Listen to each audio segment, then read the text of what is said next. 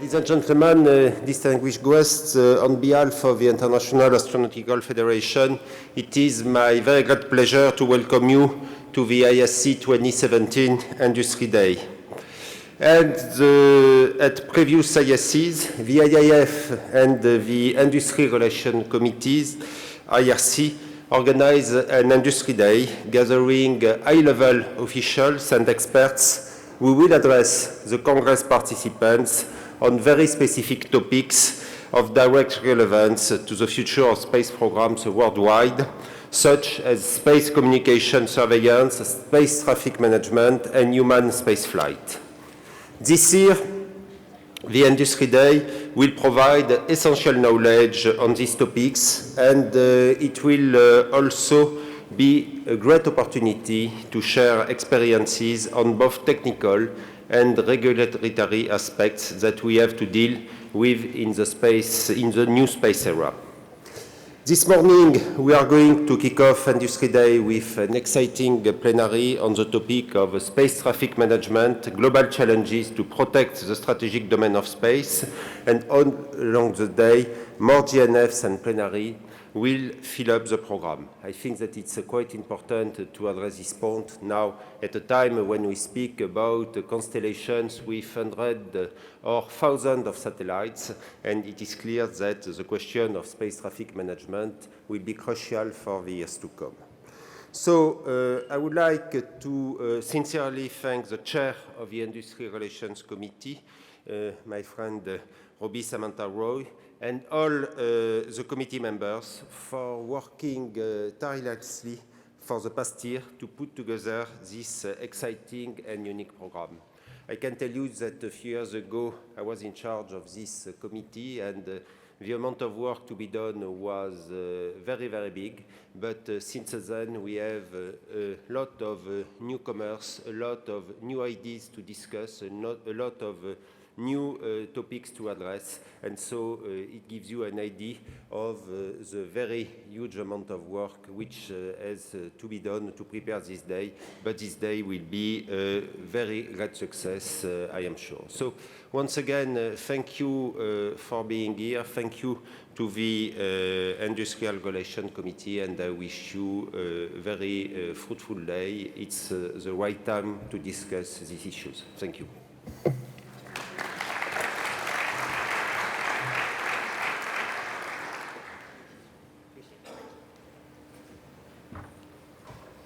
Thank you, Dr. Legal, for that introduction. So good morning, ladies and gentlemen.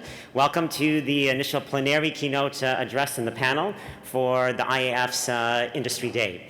So just a few words about the Industry Relations Committee, which is responsible for putting together the agenda for today. I'd like to thank my co-chairs, Clay Mowry, Clay, and also Mark Mulqueen, who have helped tirelessly to put this agenda together, as well as thanking the staff of the IAF, Julia and Isabella, that have been instrumental, as well as Abed, putting together this whole panel for you to understand some of these interesting issues. So one of the things that you've probably seen in the conference this week has been this Space News article that has been devoted to this very complex topic of space traffic management, of orbital debris, space situational awareness. And so we've put in together a panel with some experts that span the range between government on the civil side, the national security side, the commercial side, and also the international sort of global policy perspective from a UN perspective. But before we get into the panel, we're going to talk about, from a keynote speaker perspective, I'm going to introduce to you Dr. George Nield, who has been a thought leader in this arena of space traffic management. And he will provide our keynote speech this morning. Dr. Nield serves as the Associate Administrator for Commercial Space Transportation at the U.S.'s Federal Aviation Administration. And he has over 30 years of aerospace experience spanning within the U.S. Air Force, at NASA, in the private industry, as well now as the Federal Aviation Administration. He's had a rich background in a wide variety of technical roles, even including the Space Shuttle, International Space Station, flight test programs, and the aeronautics side. He has a PhD and a master's degree in aeronautics and astronautics from Stanford University, and is actually a graduate also of the U.S. Test Pilot School, which is a great distinction. So George is going to talk to us a little bit about his perspectives on the role of space traffic management and the complexities from a technical, regulatory, and policy perspective. Ladies and gentlemen, please welcome Dr. Neild.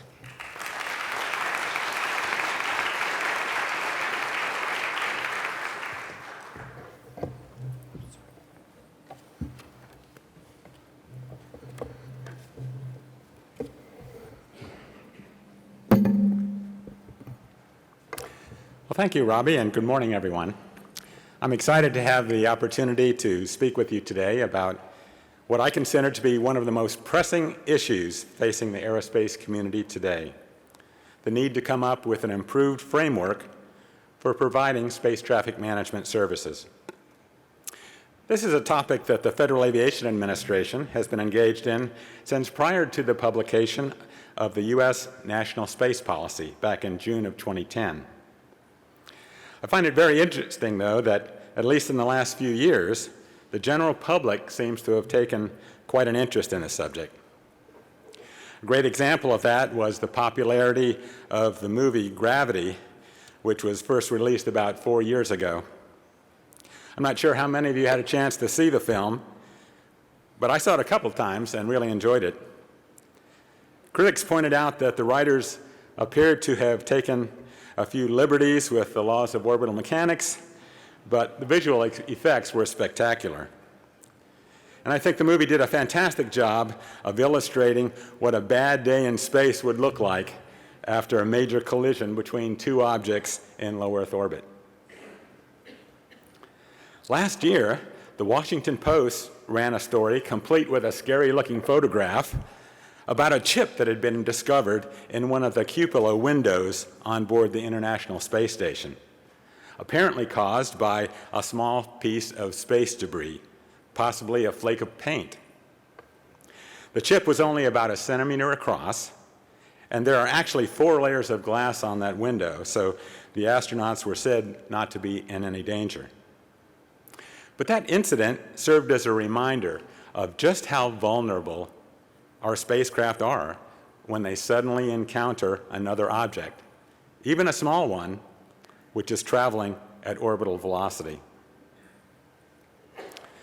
Earlier this month, as was mentioned, the publication Space News had a special issue devoted to space traffic management with a cover story entitled "Hazardous Intersection Ahead: Heavy Traffic in the Forecast, but Precious Little Management." And just a few days later, the Wall Street Journal had a front-page article with the provocative title, "There's a speeding mass of space junk orbiting the Earth, smashing into things." The bottom line from all these stories was the growing consensus within the space community that it's time to stop talking about space traffic management and actually do something about it.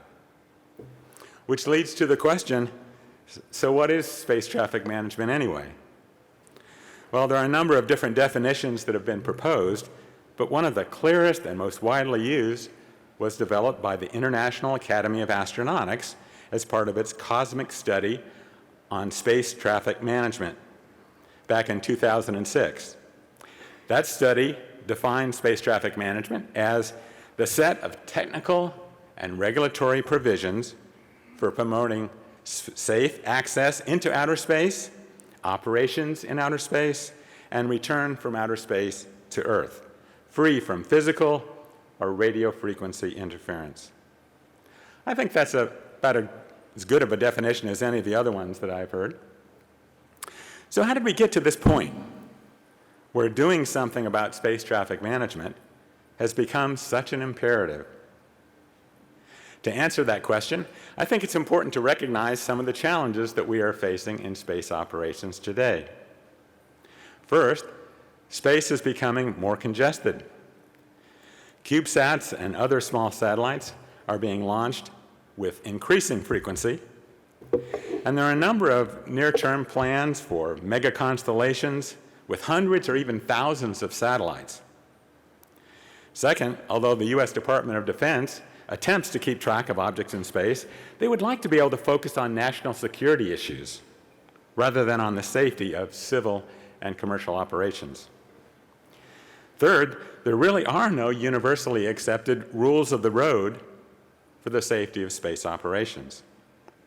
And finally, any increase in the number of collisions in space could put astronauts and critical national security or other important spacecraft at risk, and even make some orbital regimes unusable for future users.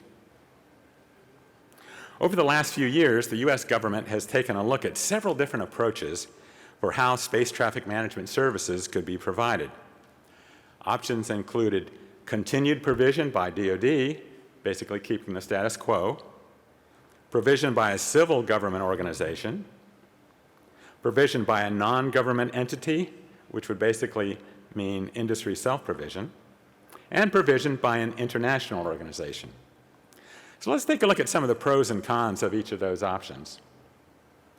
The easiest option may be to keep the status quo, which relies on leadership by the US Department of Defense.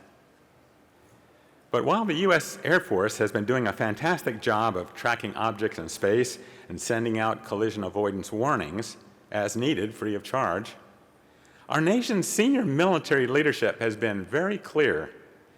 They believe that the Department of Defense needs to be focusing its time and resources on national security challenges in space, being space warriors, if you will, rather than space traffic cops.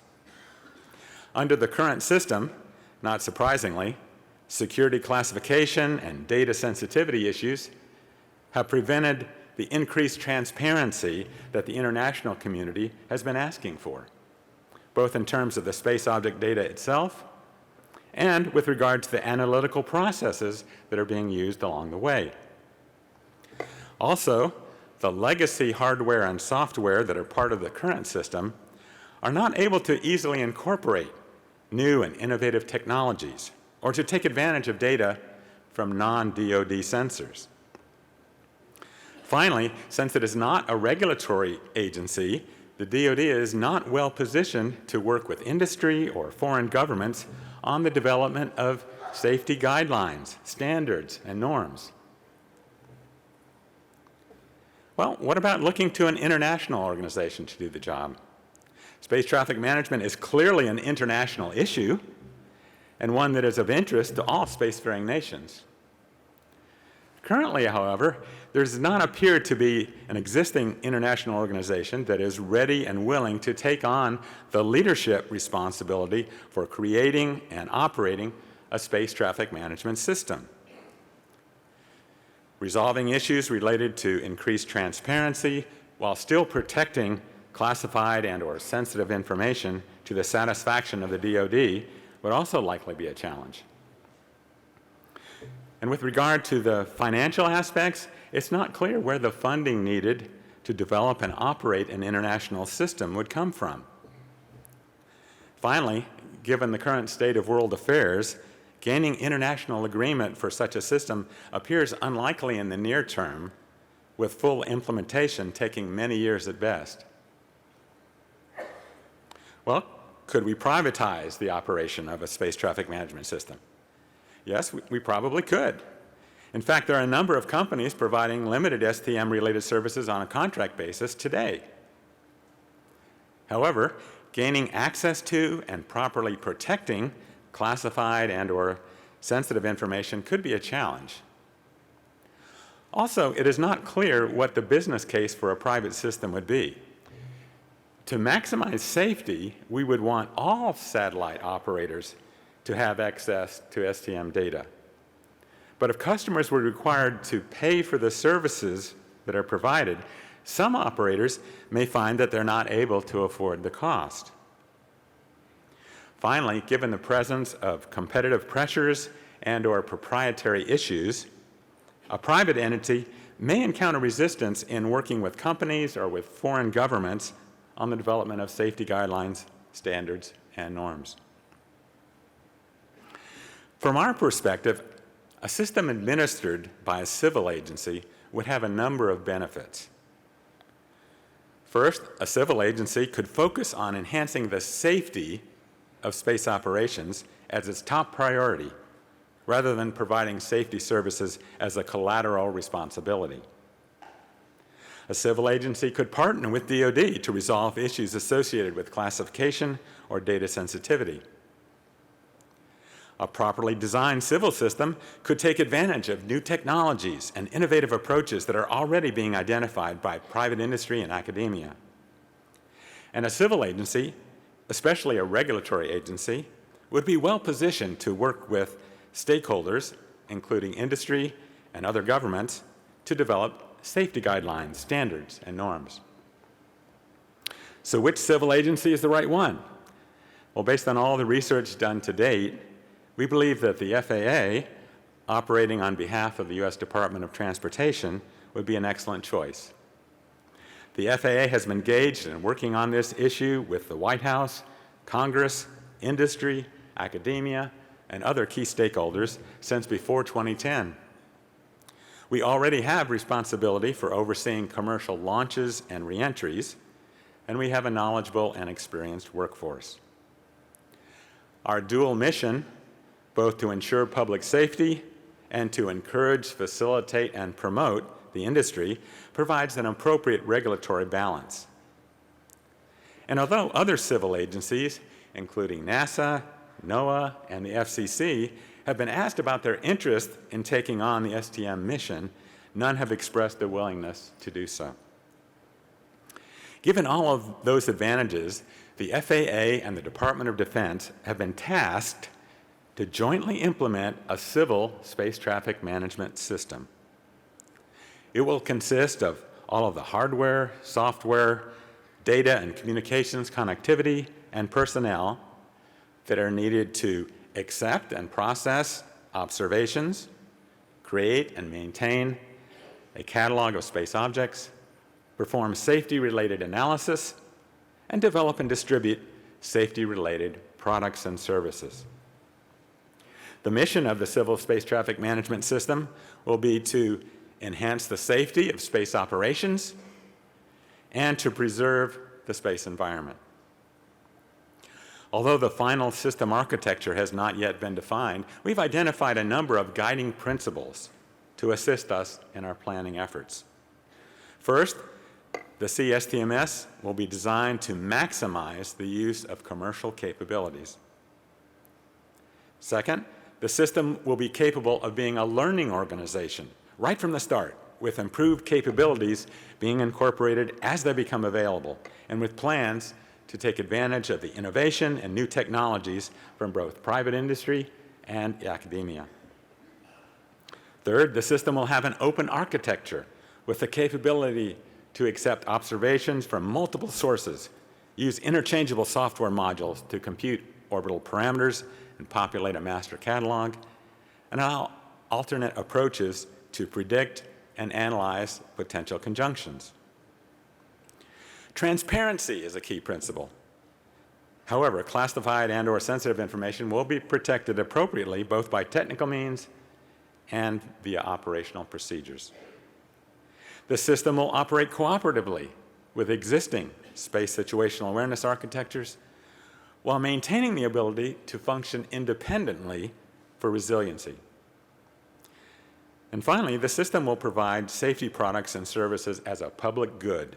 The FAA will not levy fees for the products and services it provides.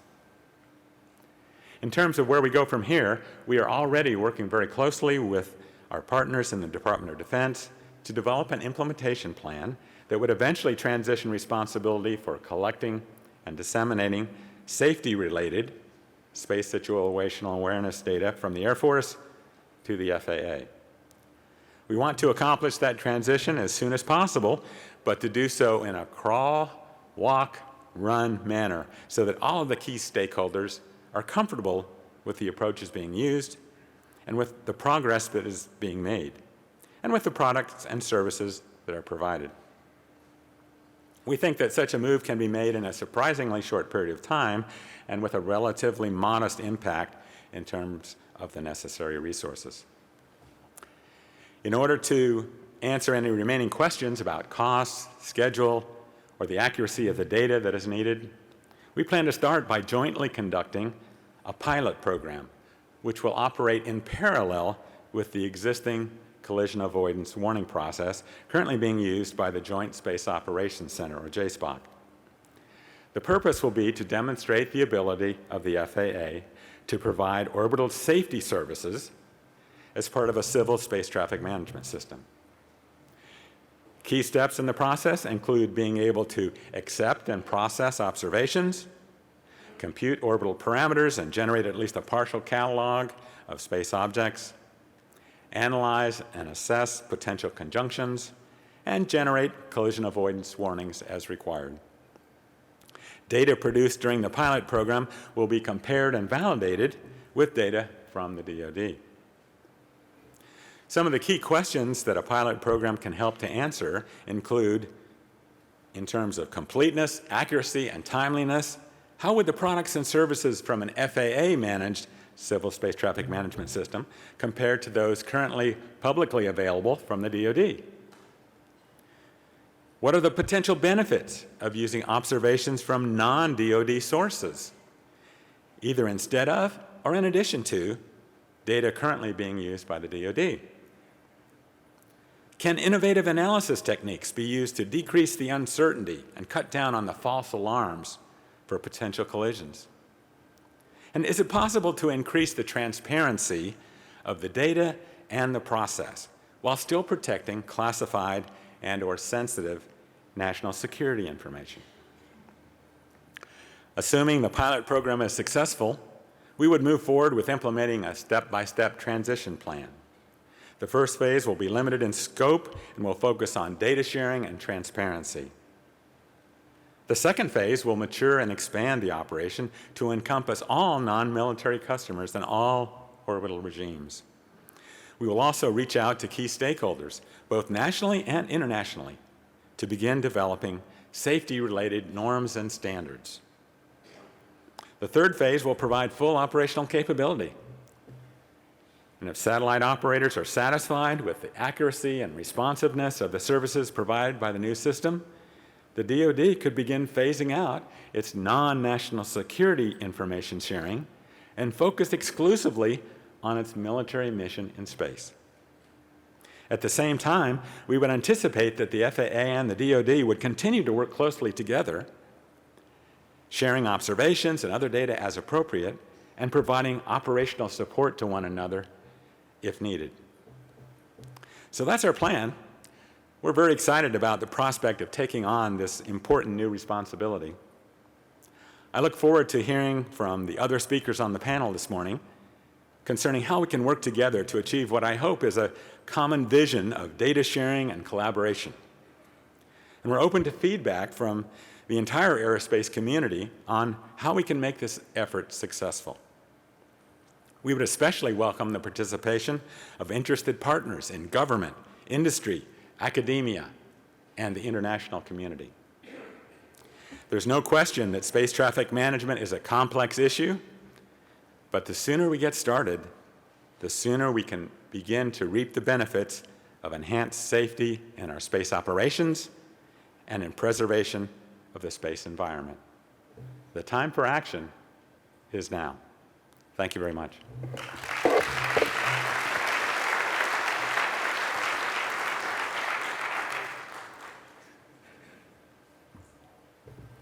All right, George, thank you very much for those remarks and thought-provoking comments. Right now, I'd like to invite to the stage the panelists for the panel. And while we're coming up, please, there's a few notes I want to make. We're going to have a conversation about some of the interesting technical, policy, regulatory issues. And then for the last 10 minutes, we'll open it up for questions and answers from the audience. There will be volunteers going around with pieces of paper and a pen. And if you would please write your question, and when it's brought up to the stage, through our volunteers that will collect them. Then I will look through and we'll have time for probably 2 or 3 questions. Also, at that question and answer period, George, I'd like to invite you back up. You can join that engagement with the audience. Thank you.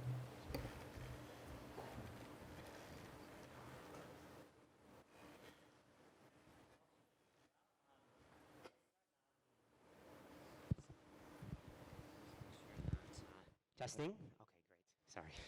Technology. Very good. So we are honored now to be joined by a very interesting panel that we've put together that can address the full spectrum of issues from a global international policy perspective. We have Dr. Simonetta Di Peppo, who is the director of the United Nations Office for Outer Space Affairs, UNUSO. She brings to the table a very deep experience across the technical as well as the policy community, largely within Europe, and can address some of the global space policy issues that are associated with space traffic management and associated issues, for instance, as orbital debris and space situational awareness. We then have David Ball, who's the Deputy CEO at the Australian Space Environment Research Centre. David has had a long experience for about 25 years in the space arena, largely with sort of military satellite communications, and spent 25 years in the Royal Australian Air Force. Next we have Miss Lanny Smith. Lonnie is the Executive Director of the Space and Security Systems Directorate in the Space and Missiles Center of the United States Air Force, and is going to provide a national security perspective on the topic at hand. Next, we have Mr. Paul Welsh, who's the Vice President of Business Development at Analytics Graphics Incorporated, who's going to speak on behalf of the Space Data Association. And Paul, who has actually spent a number of years at Lockheed Martin, so an alumnus of Lockheed Martin, has been working very closely with the commercial space sector to really understand the tracking and the dissemination of data with respect to orbital debris. And while representing the Space Data Association, can provide this important commercial perspective. And last but not least, we are joined by Dr. Scott Cordella, of MITRE's National Space Program Portfolio Director.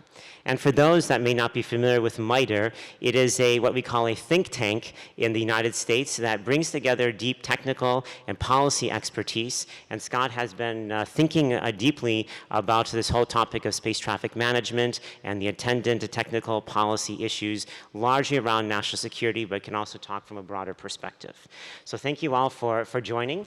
And let me start off with the first round of questions. And I like to have this as a conversation. So as we heard from Dr. Neild, space traffic management is indeed a very complex topic. And in fact, if you looked at that Space News, there was an article, I think, by Brian Whedon, who said, space traffic management is like cybersecurity today. It is a very complex issue that we're kind of still muddling along.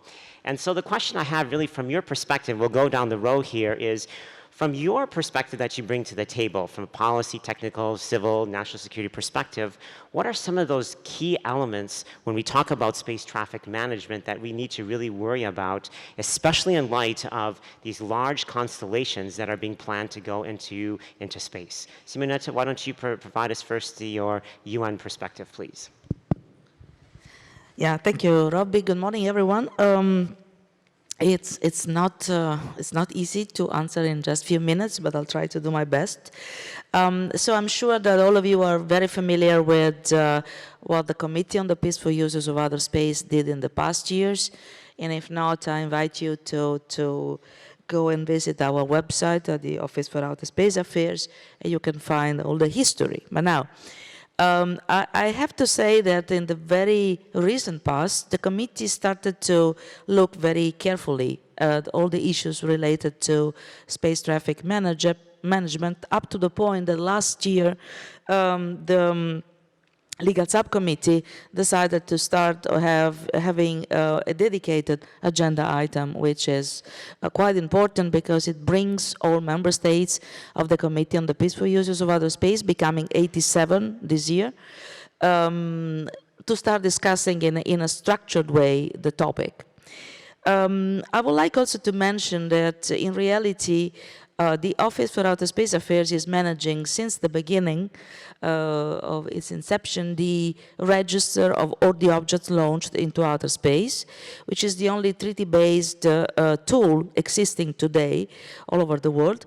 We register all the objects launched into outer space through notification, official notification and formal notification from launching states. And we also maintain an online index that you can find on our website. Why is it so important? Because the register is already a tool in terms of transparency and confidence building measure. But it's far away of being what we do need today. And so I do agree with George and what he was saying. I shared 100% his concerns and also potential solutions, because all of them have different perspectives, so quite interesting, also from the global standpoint. I also need to mention that member states really started already a few years ago to understand that it's the right time to look at the long-term sustainability of other space activities in a more comprehensive way. So there is a working group ongoing, which should be able by June next year to present a full compendium of guidelines. It's not only related to space debris, it's not only related to, let's say, various aspects of space traffic management, it's not related to a lot of other, let's say, long-term sustainability related topics, but it's quite an interesting tool which would be very important at the time, from the moment in which it would be approved. So, bottom line, there are a lot of initiatives, but I do agree again with George, it's the right time to try to converge and do something concrete. And I'm sure that in the preparation of Unispace Plus 50, which is this big event, global event next year, we started already to work with ICAO, with FAA, and with other potential partners to see how we can really contribute from our standpoint to the same goal, which is having a very good tool in terms of transparency and confidence building. Wonderful. So the UN's perspective is as a convening body, bringing together all the nations around the world and to really talk about some of these hard policy issues. David, from your perspective, from the Australian Space Environmental Research Centre, could you talk a little bit about some of the research and some of the elements that you can have been working on that are of relevance to these large constellations and the issues with respect to space traffic management? Yes, thanks, Robbie. Good morning, all. Just a little bit about the Space Environment Research Centre. We're an Australian government cooperative research centre. We have a number of industry partners and research partners. On the research side, Australian National University, RMIT in Melbourne, and NICT in Japan. Our industry partners are Electro-Optical Systems out of Canberra, Lockheed Martin, and Optus. We also have an affiliation with the University of Texas at Austin. And the focus of the research is to really understand in greater detail the space environment and the behaviour of objects in space. Part of the STM conversation deals with active satellites and operational satellites, and that's one piece of the puzzle. The bigger issue we've got to worry about is the debris situation in space. Old satellites that are out of service, satellites that have broken up, collisions that have taken place, and particles of satellites. So our research is focused on improving the ability to track those objects to more granular detail, identifying those objects, and then predicting their behaviour. The current science around this topic looks at treating everything like a sphere, everything like a cannonball, without looking at what impact solar radiation pressure has on objects and how that changes orbits, how atmospheric density models change their orbits, and so forth. So being able to predict the behaviour of these objects over time, looking at what happens with the atmospheric density, and looking at developing a system to track these objects. The mega constellations are causing a lot of concern at low Earth orbit, that we'll have, you're talking thousands of satellites at the 1,200 kilometre level. Some operators are filing many thousands of satellites at very low Earth orbits.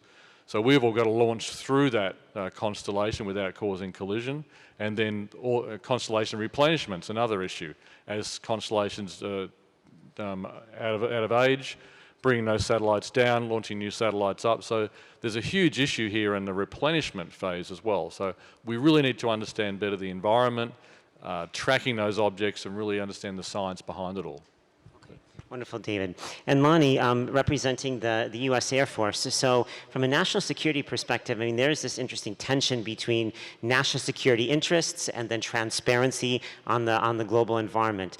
You know, it's interesting. People talk about the similarities and differences between space traffic management and air traffic management. And it's interesting that, you know, air traffic management still is an even complex issue. I believe yesterday there was a radar in Sydney that went down, and there was even from an air traffic management perspective were some big challenges. So how do you, from an Air Force perspective, you know, think through the, you know, sort of the interesting policy issues between national security and this broader transparency on the global stage? Well, I have to say that, so from a policy perspective, as an Air Force member, I actually try not to meddle in that too much. But from a national security perspective, my program office that I work in, we're actually responsible for the JSPOC management system upgrade that's taking place that is going to help with the catalog. And we're also responsible for the space fence system that's being installed out at Kwajalein by Lockheed Martin, actually, that's going to all of a sudden bring the understanding of all the debris that's out there and the various orbiting objects to, I mean, just painful. We're going to all of a sudden see all the things that we were really happy not knowing about in the past. So from a transparency perspective, I think we're going to be contributing to that, but we're also going to be expanding then the ways that various conjunction analyses can be done. When Dr. Neal was talking earlier about the service that the Air Force does, I believe that's done by the 14th Air Force at the JSPOC right now. And I know that responsibility they take very, very seriously, but it is sort of draining on them. And so the idea of somebody else stepping up to take that on is welcome. And so from a national security space perspective, as Dr. Neal said, we really would like to focus on understanding what we do for the United States, for military interests writ large, and not feel as though we have that responsibility as much for civil issues. Exactly. So, thank you. Paul, you know, you've been instrumental from a Space Data Association perspective, working with the commercial sector to come together and take information, analyze information of where satellites are, and disseminate that information. Could you talk a little bit about what you've been doing with the Space Data Association, and really from you know, the future projections of these large constellations into low Earth orbit? You know, what are the challenges and sort of the framework that you have to address these issues? Yes, thank you, Robbie. Yeah, just to fill the audience in, the Space Data Association is an Isle of Man corporation. It's a not-for-profit ethos that it has, and its sole purpose for the safety of flight and preservation of the geo and LEO environment.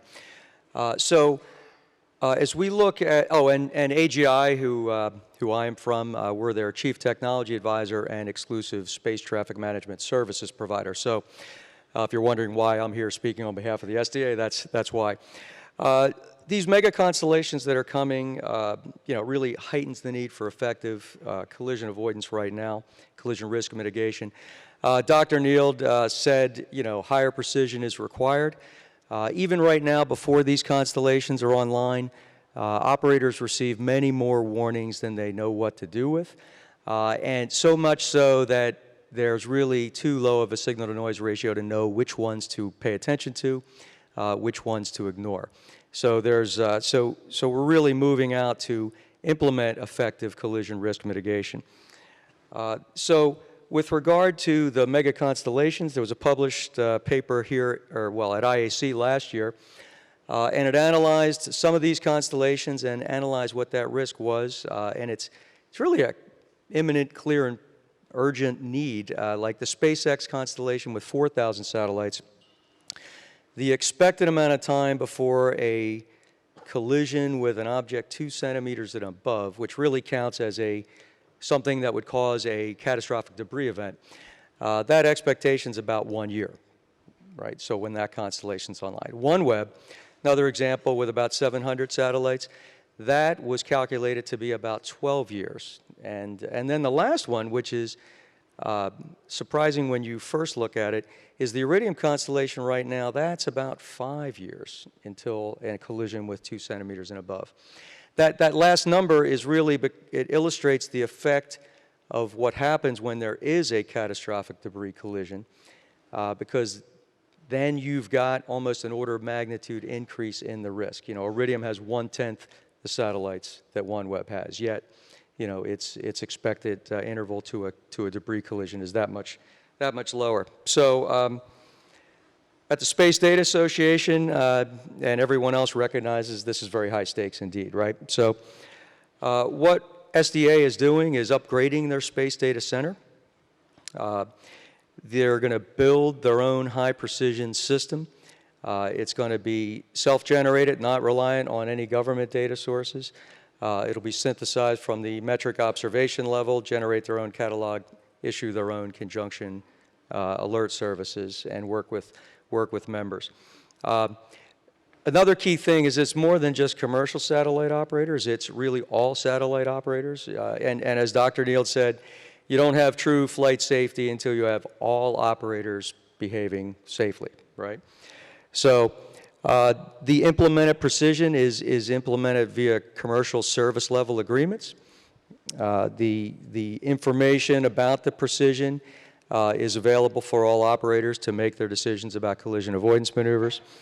And we're implementing that first in the GEO regime and also working on plans to put that same system in place with the LEO regime.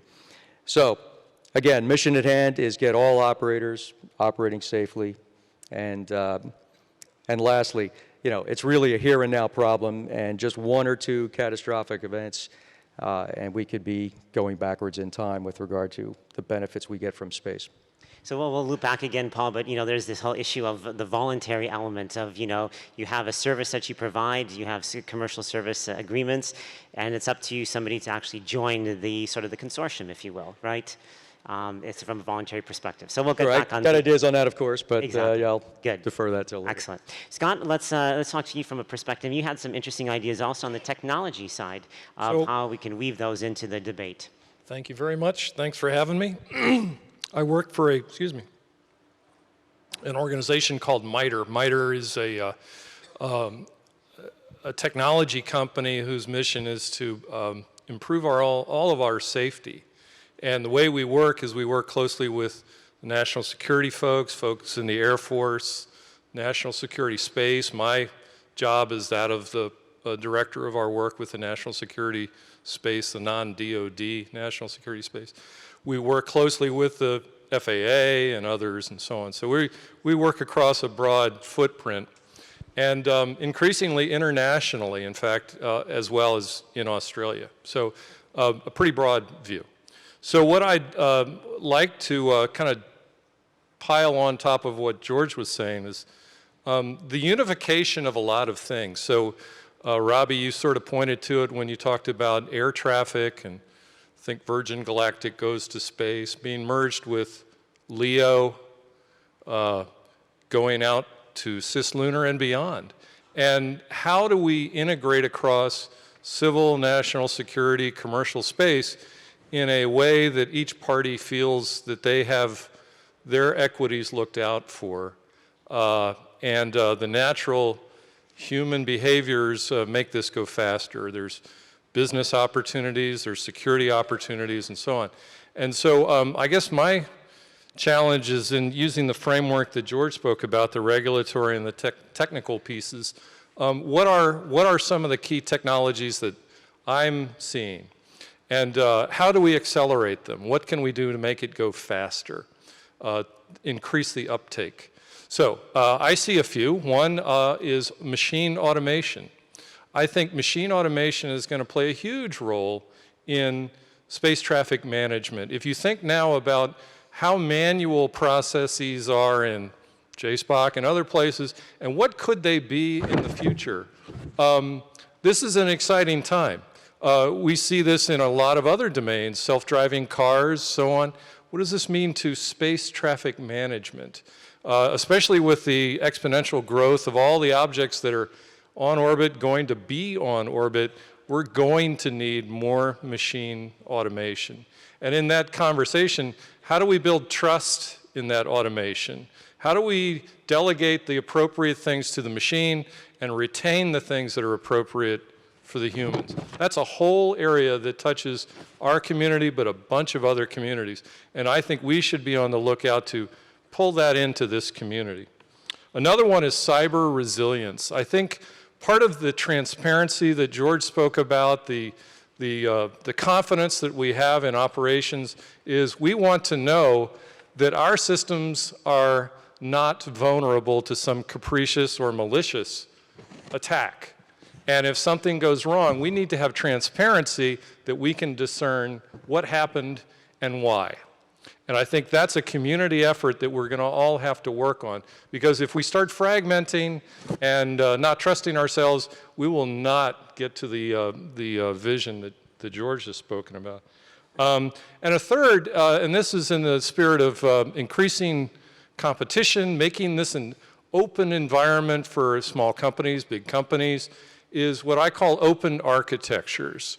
Not these monolithic mega software builds that are sealed and locked away from others, but open, with open interfaces, open data sets, things that others can propose and compete and be involved in. I think that's going to be very important. Thank you. Okay, thank you, Scott. So I was just notified we have a few more minutes than we had planned. So this is it's dangerous. We can start to go down, a few more details. So the next, I think, one of the issues is that comes up when we talk about space traffic management and international bodies, national bodies. So there's an issue of authority. And really, who has authority to enforce what? Could you address this issue? Start off first and a conversation about authorities of who can tell who to do what, and how would you actually do conflict resolution, enforcement, etc. So there's a very interesting set of regulatory and policy issues here. Yeah. Okay. Yeah. It's. From the UN perspective, clearly, as you know, we do what member states want us to do.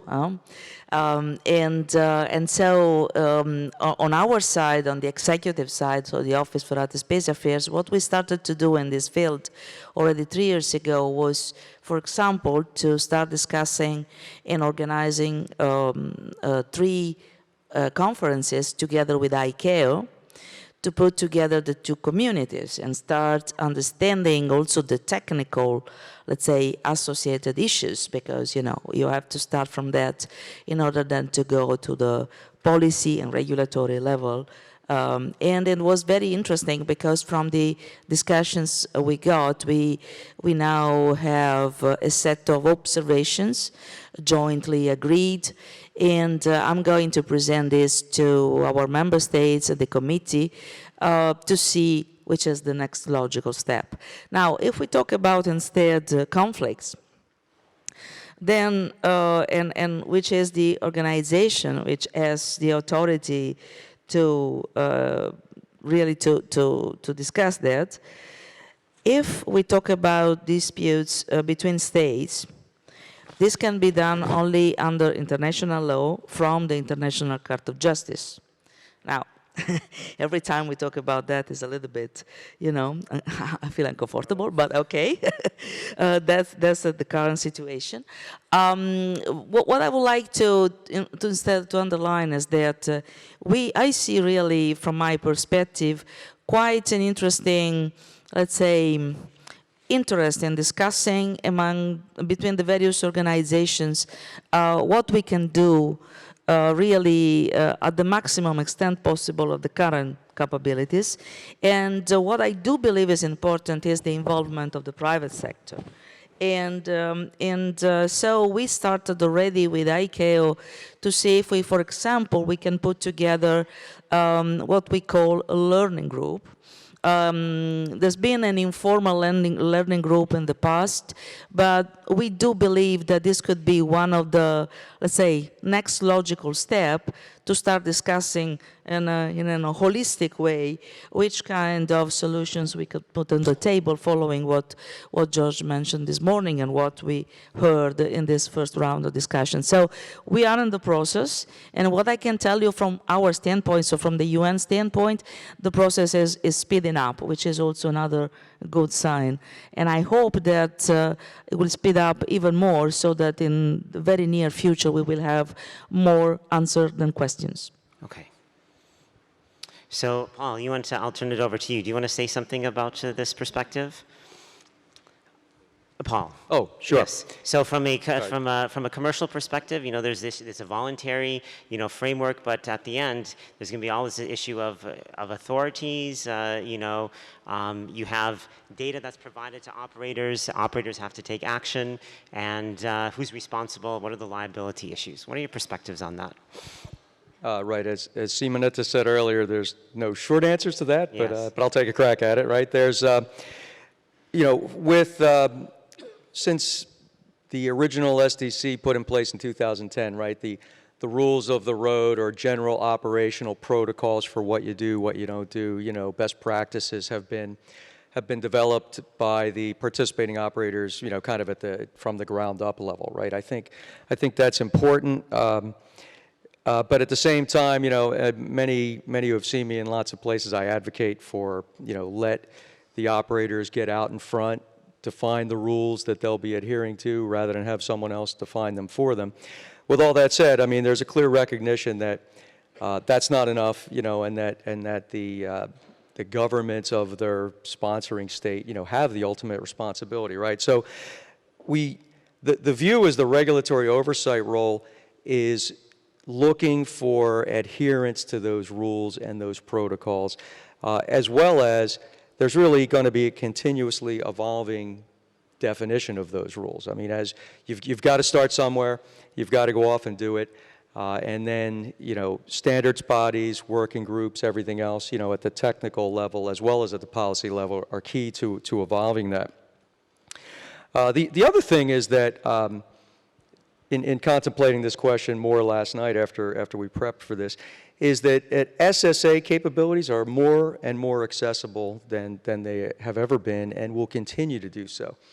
Way back in the days of the early computer, I think that the chairman of the IBM Corporation was famous for saying there's like a world market for, 5 computers or something like that, right? So I think we're at the same stage with SSA and STM services, is that it looks like there can be only one, and it looks like it's a major hurdle to surmount, but I see that changing quite a bit, and therefore there will be an entire group around the world of informed regulatory entities, that have operators as part of their country or that otherwise they work with, feeding them good information. So that's how we see it evolving, really.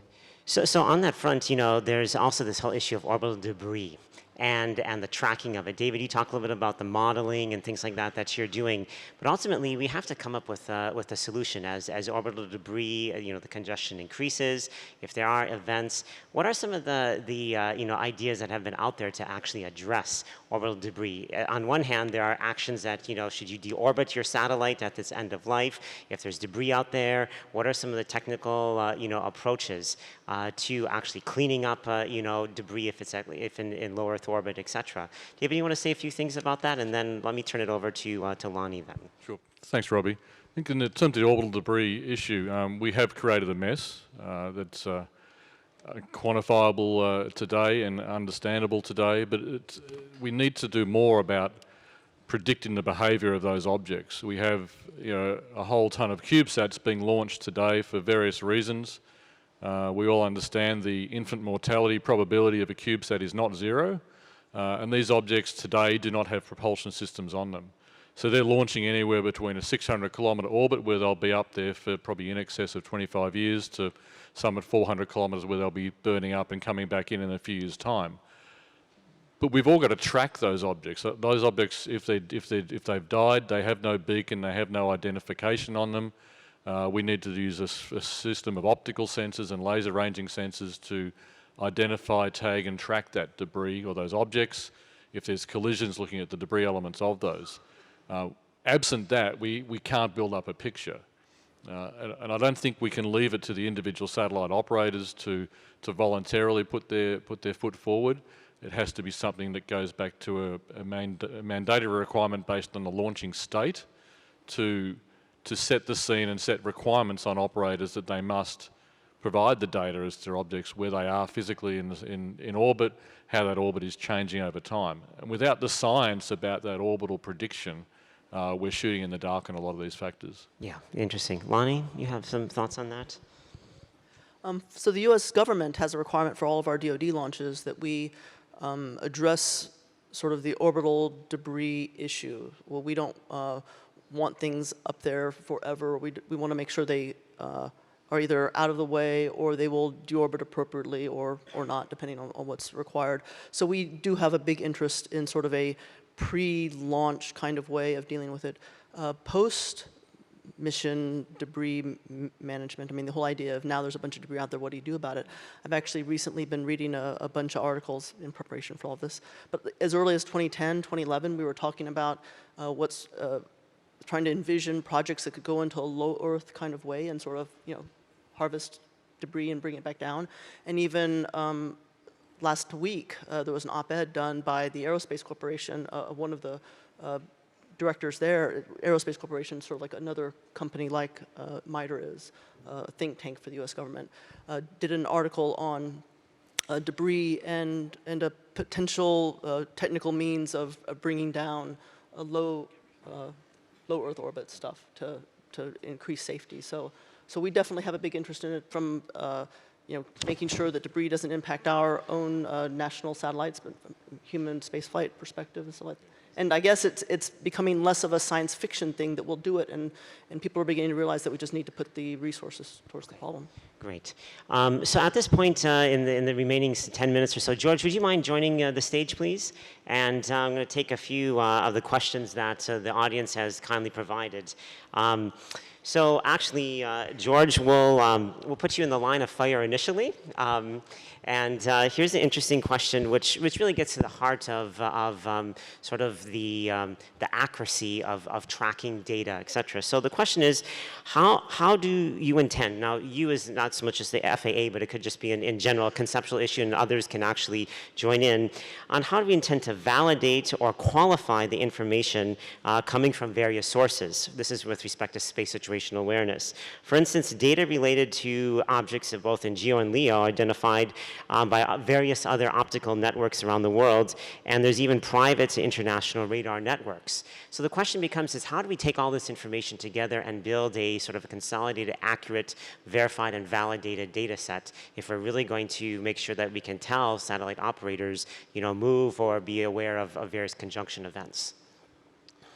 So the only way we're going to be able to do that is if we can arrive at a place where there's more transparency, so that everybody can see what are the observations, what are the processes, what are the analyses, techniques that are being used, and then it can be an open discussion about which is the best data to use, what is the right process to use, what is the accuracy associated with that observation. And all that can be done really before you decide who's going to be directing someone else. We can have a lot of progress being made first by having more transparency, by sharing information, and then taking a look at what is the data telling us. And at that point, if in parallel we've had good discussions about development of standards and rules of the road and best practices, then it's a lot easier, I think, to have the discussion about, well, what's the right thing to do in terms of responding to an impending collision. That's right. So another interesting question is and let's see who I'll turn this to, but maybe you can also join in, but maybe Paul and Lonnie here. So if you look across the global position, navigation, and timing, GPS, etc., it's a capability that is free. And so the question is that should space traffic management systems be free? It should be a service that's provided for free across the satellite operational community. And is the problem of congestion or not being able to predict and understand the evolution of the population of these predicted satellites? So really at the end, I think the heart of the question is this a service that should be provided for free? Space traffic management, whatever is envisioned ultimately. Paul, you want to take a crack at that? Sure. And if you don't mind, I'd just like to throw some additional comments on the previous thing about, the previous question. There's a concept where you can have certified providers of services, right? In fact, I mean, you want to be sure that whatever is being issued, it's a quality service, and there can be any level of verification and validation, not just of the algorithms and the data sets, but there can be a lot done there, and that can be not just a one-time thing, but an ongoing validation, and cross-checking across systems if there's going to be more than one. So regarding the question of whether a service should be free or not, I mean, obviously, I'm obligated as a commercial service provider to say nothing is ever for free. Ultimately, somebody will pay for it. I think whether it's free or not really goes back to the core requirement of you want to be sure that every operator in space is operating safely, right? So I think in my view, I look at the question that way, which is how do you be sure, what scheme do you design such that everyone is doing it safely and responsibly and utilizing a service to help them to do that. So when some of the things that happen when you jump right towards, hey, look, we want everybody participating, so it's got to be for free, you have to be careful not to undermine, the incentives for innovation and evolution to improve the system. Because as we all know, we talked about the mega constellations. That's like a freight train coming down the road, right? And they're the ones we can see, right? So it's going to keep going over and over and over again. So it's, I think so to make a long story short, or maybe not, right? You need to come up with a system that ensures absolute 100% participation in at least a minimally safe manner. So, whether it's free or not, I think is an implementation detail. Exactly. Simonetta, so you want to say something, but Lonnie, actually, sorry, did you want to say something first on this? I was just going to comment that PNT provided by the GPS constellation, I mean, isn't free in that it's paid for by somebody, but certainly I think it is an important service. It's sort of ubiquitous. It's to me, I think, very similar to sort of a conjunction analysis service in space, because to me personally, it's kind of like you have some folks that pay and then some folks that don't. The folks that pay could be the ones that are penalized by it. I mean, so it just seems as though it's better for the common good to have that available freely. Yeah. But again, it's not free, but... Right. Yeah. Exactly. Okay, Simonetta? Yeah, very briefly, I wanted to add something to what has just been said on the point of collecting certified information and increasing the transparency of the system at the end and the service. And in this respect, I would like to mention that the key point is to enhance information exchange on space objects and events, which is one of the priorities of our member states in preparation of Unispace Plus 50.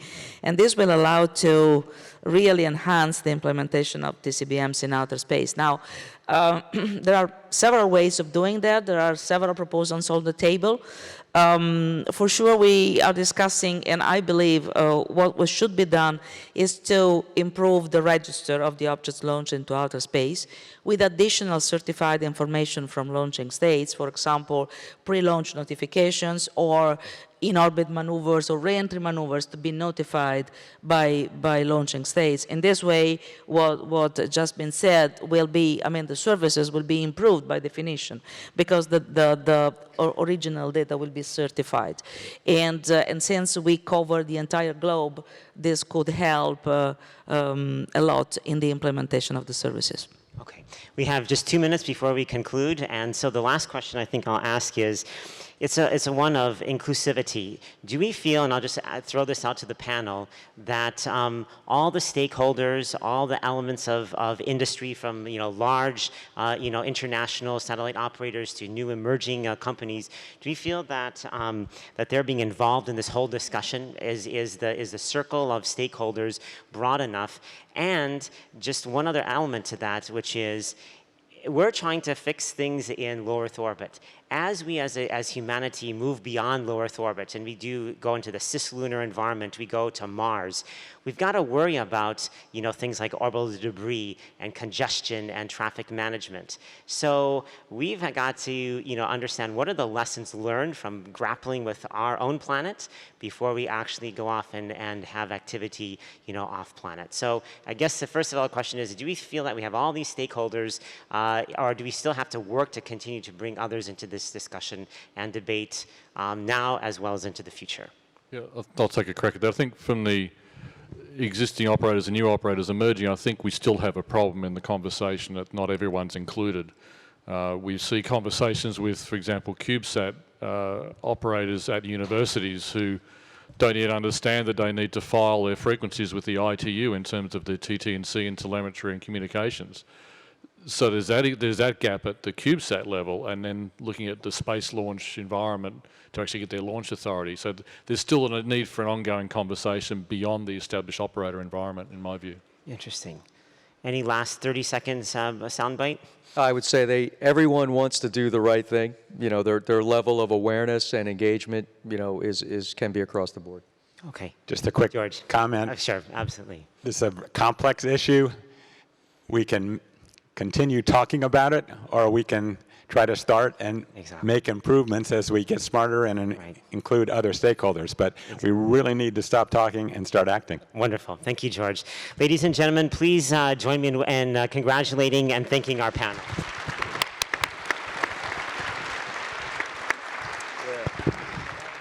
One announcement before we leave. The next GNF, those, if you want to attend, can actually go through these doors to the next session, which is going to be a deeper dive on this topic. Thank you.